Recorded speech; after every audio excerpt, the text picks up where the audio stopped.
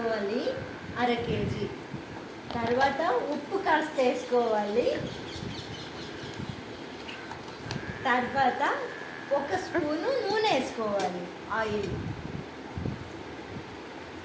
ఆ తర్వాత మొత్తం మిక్స్ చేసుకున్న తర్వాత పౌడర్ నీళ్ళు వేసి కలపాలి. దాంతో చపాతీ ప్యాటర్న్ రెడీ అయిపోతుంది. తర్వాత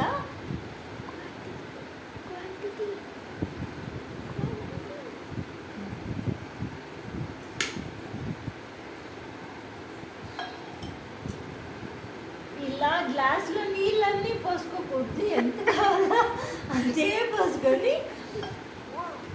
వంటలాగా కలుపుకోవాలి.